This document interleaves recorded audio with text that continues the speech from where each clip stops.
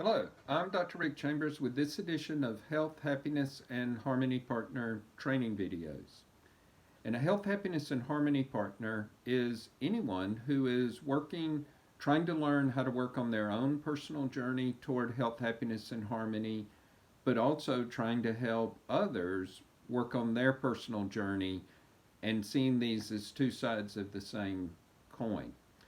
And the presentation today is called People of Faith Break On Through to the Other Side. And I'm going to begin with the general timeline of history as it's presented, in which humanity moved from hunter gatherers to an agricultural stage roughly 12,000 years ago, and then into a scientific stage around 500 years ago.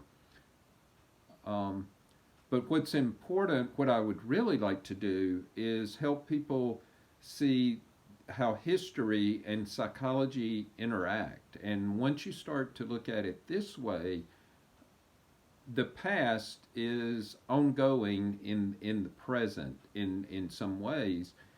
So that currently in the world, there are multiple cultural logics operating even today that have historical foundations.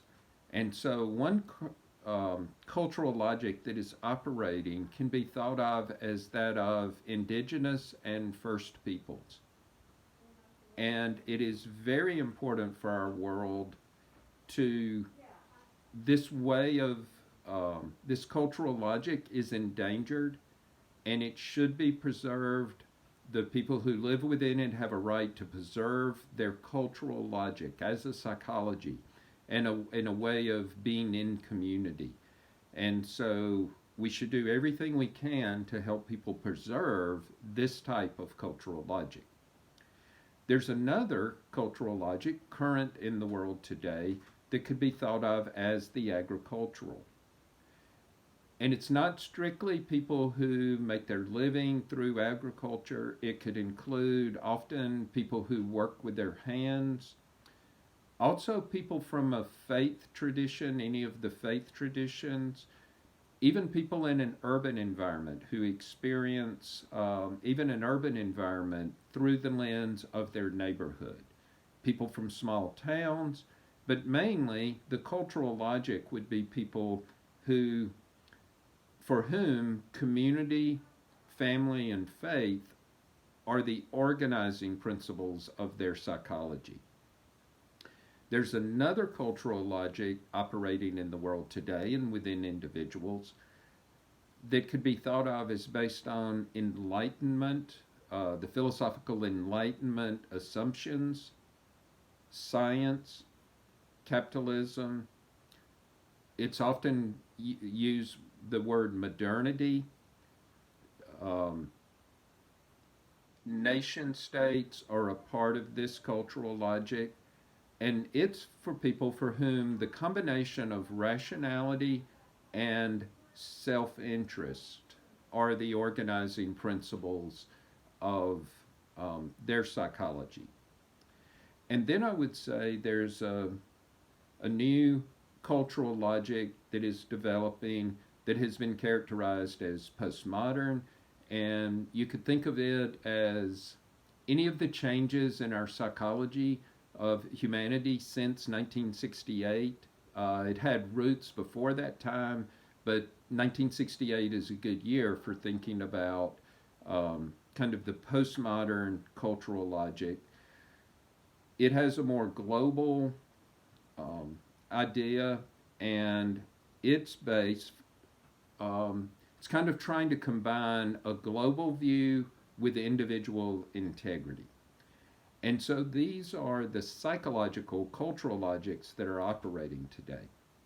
And now I want you to picture um, a big body of water and then a huge boulder dropping into that body of water, sending out waves in all directions, but especially when we say that the boulder is change, technology, changes in technology, new technologies, modernity, and the modern hegemonic cultural logic. that at any given point there is a cultural logic that is both dominant and hegemonic, meaning it educates or forces people to live within that cultural logic. It's also the source of cultural logic is also a source of power, and it grants to nation states or to the state sovereignty over the use of force, especially over the use of deadly force. And so as this drops into the psychology of humans, it sends waves out in two directions. And one would be toward the past. Um, and what happens as in what you begin to see, especially since the 70s, as people are reacting to all of the social changes and technological changes, but also beginning in the 60s with the hippies, you begin to see people trying to move toward something that could be called fundamentalism, return to fundamentals, um, fundamentalism, and then as the changes or as they become more alienated or distant from the present times, that can move toward a radicalization and possibly eventually toward violence and terrorism. Um, the terrorism that the world has experienced from religious, especially associated with any kind of religious fundamentalism, is in response to the changes within the modern world and the difficulties of adapting or integrating these changes with identities, communities, and meanings that existed prior to modernity. Um, you could think of this backwards movement. At any given time, there will be a cultural logic that's dominant and hegemonic. There will also always be residual, what could be called residual communities and consciousness. Um, and what people who hold this as a psychology struggle with, and I would like to thank the YouTube channel Light Stories of Old and their video on identity crisis, their newest video on identity crisis, that outlines three types of identity crisis and what we can do about it. And this video really helped me piece all of this together. So people that um, have been displaced by the Enlightenment and modernity are struggling. They feel their identities have been displaced. And this would include especially people from faith traditions and faith communities.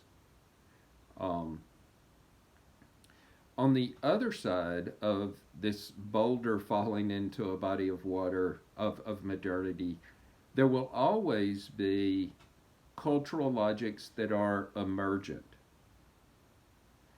And these can move from being seen as progressive, but as they get further, kind of further out, then they become radical and possibly violent. So you have a dangerous potential for violence on both ends, and then a state supported type of force and deadly force in the middle. Um, what people, the types of identity crisis people um, in these emergent communities struggle with can, according to the Light Stories of Old video, would be constrictment and overwhelming freedom. And what I want people to realize when you begin to see history and psychology and how they interact is that there is an individual aspect to cultural logics. Like genetics, and the memes that are based on genetic theory. Um, Cultural logic, genes, and memes are carried within and reproduced by individuals, and they are somewhat independent of specific historical times. And so it's possible to have two siblings with very different, raised in the same families and times, but kind of ending up with very different and applying different, having a different cultural logic in their psychology and applying it to their behavior. And the reason I call this people of faith break on through to the other side is that there are territories within the modern that are very corrosive to faith, that don't welcome your faith tradition, where it's very hard to integrate faith traditions and modernity in many ways. And I want to caution people of faith and encourage them to not turn backwards, to not go down the road of fundamentalism and then more and more severe or extreme fundamentalism, because history cannot go backwards, and it's a dead end to try to move history backwards. But what is valuable is to try to take your faith tradition through the modern into all the way through to the other side of the world that is now forming around a global consciousness and individual integrity. I have this fantasy of being able to see people who are struggling with displacement identity disorders, identity crisis, partnering with and seeing as their brothers and sisters and neighbors other people who are struggling with identity crisis related to constrainment and overwhelming freedom. In order to form an ecology or a community, to work out how to live with meaning, community, and individual integrity.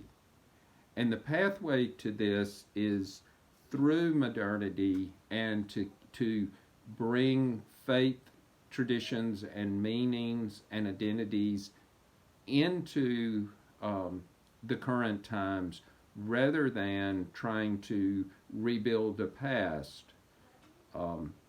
The past needed to change in many ways, but it didn't need to throw everything out to do with faith, to create this battle between science and religion. That what individuals need to do is carry their meanings, their faith, into new environments and new ways of being. So thank you very much today.